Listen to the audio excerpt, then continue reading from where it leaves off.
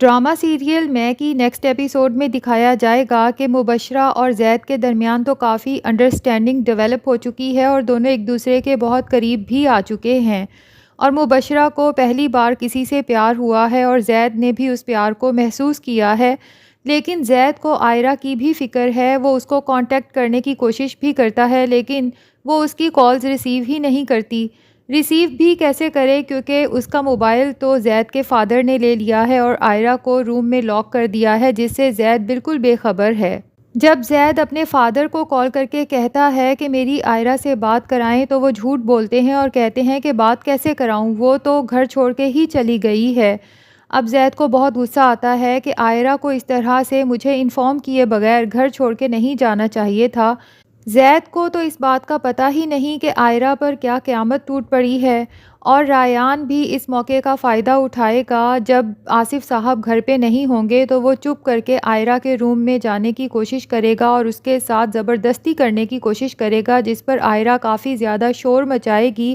تب تک آصف صاحب بھی گھر آ چکے ہوں گے۔ شور سن کر جب وہ وہاں پر جائیں گے اور باقی ملازم بھی وہاں پر ہوں گے تو عائرہ سب کے درمیان کہے گی کہ آج میں ریان کا مکروہ چہرہ سب کے سامنے بے نقاب کر کے رہوں گی۔ ریان جو کہ آصف صاحب کو دیکھ کر کافی گھبرا جائے گا تو ان کے سامنے یہ شو کرائے گا کہ میں تو صرف عائرہ کی مدد کرنا چاہ رہا تھا اور یہ میرے اوپر غلط قسم کے الزامات لگا رہی ہے۔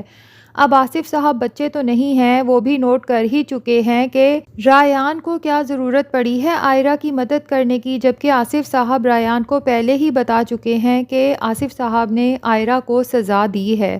بہرحال وہ ریان کو کچھ کہہ بھی نہیں سکتے کیونکہ وہ ان کا داماد ہے، لیکن اب اس سب سچویشن کے بعد یقیناً عائرہ گھر چھوڑ کر چلی جائے گی، اور جب زید اور مبشرہ واپس آئیں گے تو شاید ان کو اس سارے انسیڈنٹ کی خبر ہی نہ دی جائے، اور زید یہی سمجھے گا کہ عائرہ شاید اس جیلسی میں گھر چھوڑ کے چلی گئی ہے کہ میں مبشرہ کے ساتھ باہر گیا ہوا تھا۔